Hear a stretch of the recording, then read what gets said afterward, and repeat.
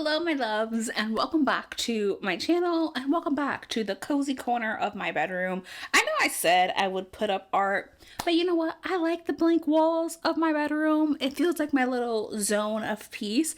But I was looking for ideas for a sit down video, and I saw that Riley from Riley Marie posted her end of year TBR and decided that I also wanted to tell you about the books that I've been prioritizing, especially because this is the first year in several years where I'm not going to break 100 books read, and there are several books on my physical TBR that I have not gotten to yet and I would really love to read before 2024 is over. So without further ado, let's jump on it. As a friendly reminder, the St. Martin's Press boycott is over and has been over since the summertime. The first book on my end of year TBR is Savor It by Tara DeWitt. I have heard nothing but glowing reviews for this book. This book follows the story of Sage. Sage lives in a very small town, and she had this breakup with her ex, and he's now engaged. So she decides that she's going to win their local town competition just to show everyone that she's over it. She just wants to have a win in her life. However, she needs a partner, and that introduces us to our hero of this story, Fisher.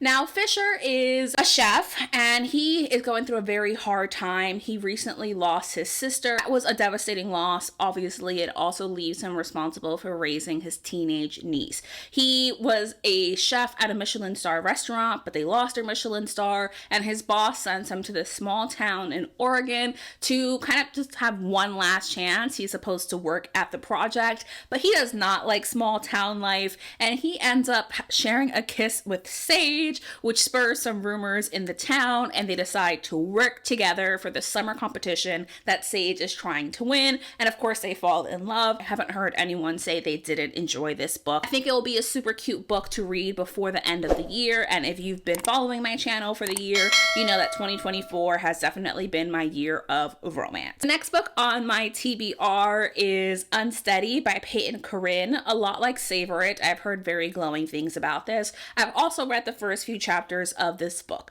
and I love in romances when there's something a little bit heavier going on and there's just deeper conversations being had, and that definitely is what Unsteady is. Now, Reese is a superstar hockey player in college. He's following in his father's footsteps. However, Reese ends up having an injury on the ice, and after that point, it leads him to have severe anxiety. He has panic attacks on the ice, and he has not been back on the ice in a very long time after his injury. He's trying to get back on the ice, and he is working with this team of young boys who are learning how to skate, and that's how he's introduced to our heroine, Sadie. Sadie is in college, and she is a figure skater. She is paying her way through college by being an athlete, but she is also in a very difficult situation because her father is an alcoholic, the mother has abandoned them, and she has two young brothers who she is desperately trying to take care of. Now, Sadie and Reese butt heads when they first meet because Reese assumes that she's just like a bad parent because she's late to pick up the boys, and just makes wild assumptions that he should not have made, and obviously that rubs Sadie the wrong way. But they do go to the same college. They end up meeting up on the ice again in the early morning of the hours because that's the only time Sadie can practice because she has so much on her plate, and that is the only time that Reese feels comfortable practicing because he doesn't want anyone to witness him having a panic attack because he has panic attacks every time he gets on the ice. Now, Sadie witnesses Reese having a panic attack, and she ends up helping him through it, and that sparks their initial relationship. It is, of course, a romance, so they are going to get together. I've really enjoyed the first chapters that I read of this book, but again, it is heavier, so please be mindful of that. There are some very, very heavy conversations being had throughout this story. And I have Not Another Love Song by Julie Soto, which is a gift I purchased for myself for my 30th birthday. As you can see, it was on sale at Barnes & Noble. Now, this is the story of two musicians. We have a violinist named Gwen, and Gwen works at this orchestra in New York, and she's been offered the role as the first chair of the orchestra, and she has a colleague named Xander, and Xander is an alcohol, a dickhead, if you will, very much full of his own arrogance and always has a cutting criticism for Gwen. Now, you might hear that and think, Shar, why the fuck are you going to read that? You don't like alpha holes. And that's true, besties. I don't. This man, he's going to have to plead, beg on his fucking knees to get me to like him. But I keep hearing how good this story was, so I'm hoping that their relationship is going to work out. And obviously we have a workplace rivals, enemies to lovers story. If there's any book I'm the most hesitant about, it's this one, but I'm also very curious about it, which is why it's on my end of year TBR. And that book is Blurred by two of my favorite authors, Ali Hazelwood and Ashley Poston. And I have a slow burn chunker of a book. It's All Roads Lead Here by Mariana Zapata. This 100% is influenced by Riley. I'm a patron of Riley's, so I know that earlier this year she read this book in one day and it was an immediate 5-star for her, and that makes it very exciting for me. But this story follows Aurora, and Aurora is just going through a very difficult time. She ends up renting out this room in this space in Colorado. It's like an apartment above someone's garage, and she goes all the way out there and realizes the person who rented her the room is actually a teenager. And the owner of this house has no fucking idea that his son did that, but she has nowhere else to go. So Tobias, the father of this boy and the owner of the home, agrees to just stick to the terms that she signed when she agreed to rent out the apartment, even though he had no idea, and they reluctantly have to share a space. And of course, over time, they fall in love. I've heard that Mariana Zapata is the queen of the slow burn. This will be my first Mariana Zapata book, and honestly, I feel like it's a perfect November read, so I'm going to try to prioritize this and read this really soon. It's my queen, my love, Miss Abby Jimenez. Now, of course I have to read Just for the Summer. I've read Abby's past 2 releases, absolutely adored them, and of course I've been hearing nothing but glowing reviews for this book.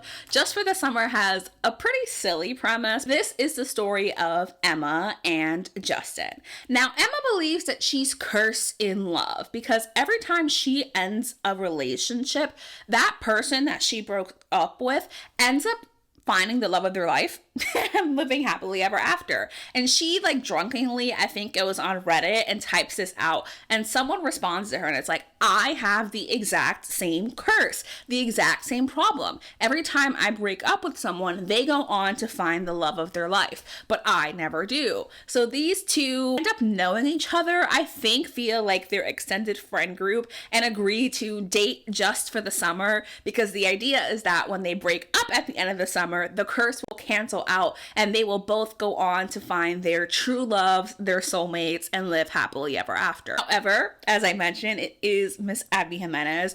So what ends up happening is that Emma's very toxic mother comes along, and that's a dynamic that they're dealing with. And Justin, our hero, ends up assuming custody out of nowhere of his 3 siblings. And now they're trying to navigate that together. I've heard it's very angsty. I've heard there's a lot of heavy conversations in here, but I've also heard the romance is absolutely fantastic. So I'm really excited to read this. And this is a little bit of a chunky book. How many pages is this? Over 400 pages. So we've got a little bit of a longer book, but not as long as All Roads Lead Here. So that's totally fine. The Prospects. This one is a fun one. So this is a story of a trans baseball player, and he ends up falling in love with one of his teammates. So Gene is playing in the minor leagues, and he is the first openly trans man in the world of competitive baseball. And he has a former teammate and a rival named Louis Estrada, and he gets drafted onto Gene's team. Of course, we have kind of a workplace sports romance. I've just heard very cute things about this, and considering how heavy some of the other books on my end of year TBR are, I do think there'll be some heavier themes in here, but I think it'll be the perfect kind of shorter break for me. This looks chunky, but keep in mind the book is pretty small, so I'm very excited to read this. I think it's going to be sweet, and of course you'll hear all of my thoughts and opinions in my upcoming videos. Cross the Line. Specifically this version, just because I went out of my way to get this version, I think from Yeah, from Illumicrate.